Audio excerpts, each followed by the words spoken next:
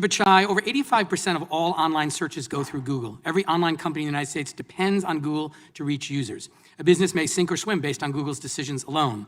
Numerous online businesses told us that Google steals their content and privileges its own sites in ways that profit Google but crush everyone else. Most businesses asked to stay anonymous due to fears that Google would retaliate against them. One entrepreneur, Brian Warner, told us his website was thriving until Google stole his content. After Google's decision, traffic to his website dropped by 80%. He had to downsize his business and lay off half his staff. He told us, and I quote, "If someone came to me with an idea for a website or a web service today, I'd tell them to run as far away from the web as possible. Launch a lawn care business or dog grooming business, something Google can't take away as soon as he or she is thriving."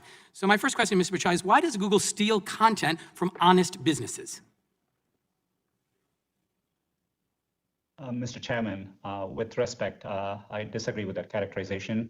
Just last week, I met with many small businesses. In fact, today we support 1.4 million small businesses, supporting over $385 billion in economic activity. We see many businesses thrive, particularly even during the pandemic. Businesses, an example, Kettle Kings in Texas, which sells kettlebells. They've really Mr. Pichai, expanded. I have a limited amount of time, so I don't want to interrupt you, but my question is very specific. We heard throughout this investigation that Google has stolen content to build your own business. These are consistent reports, and so your testimony that that doesn't happen is really inconsistent with what we've learned during the course of the investigation, but I'll move on to a new question. Mr. Pichai, most Americans believe that when they enter a search query that what Google shows are the most relevant results. But increasingly, Google just shows whatever is most profitable for Google, be it Google Ads or Google's own sites. And so my question, Mr. Pichai, isn't there a fundamental conflict of interest between serving users who want to access the best and most relevant information and Google's business model, which incentivizes Google to sell ads and keep users on Google's own sites?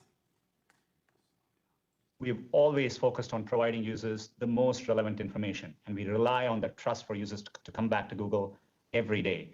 In fact, a vast majority of queries in Google, we don't show ads at all, and we show ads only for a small subset of queries where the intent from users is highly commercial. For example, they may be looking for something like TV sets or so on. But Mr. Pichai, what is the value of the part that you do use the Google ads for? I mean, it's a substantial part of your business.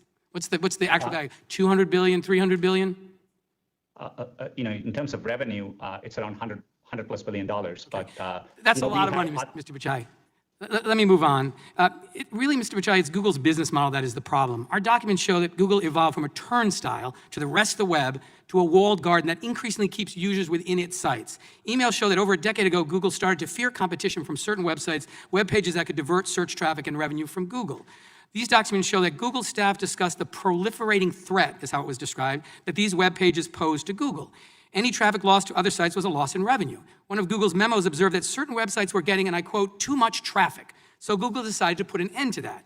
Mr. Pichai, you've been at Google since 2004. Were you involved in these discussions about the threat from vertical search?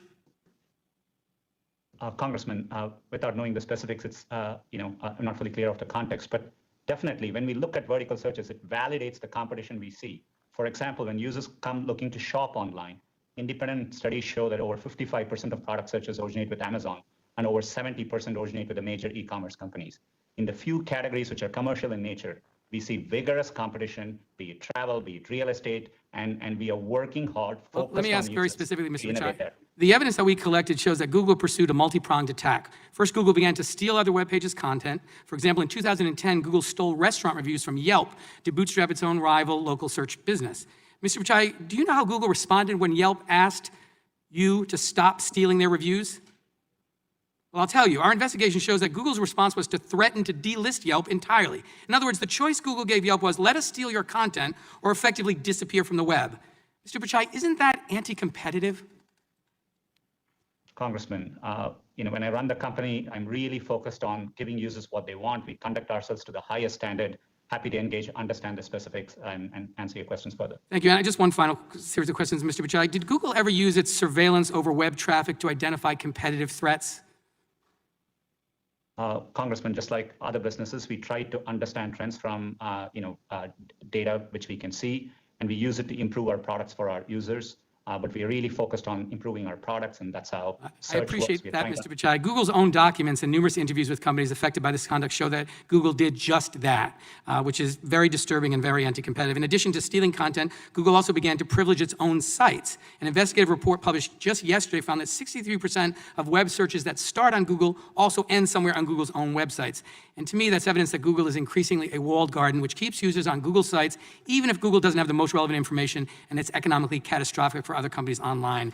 And so my time is running out, but Mr. Pichai, I'll just end by saying the evidence seems very clear to me. As Google became the gateway to the internet, it began to abuse its power. It used its surveillance over web traffic to identify competitive threats and crush them. It has dampened innovation and new business growth, and it's dramatically increased the price of accessing users on the internet, virtually ensuring that any business that wants to be found on the web must pay Google a tax.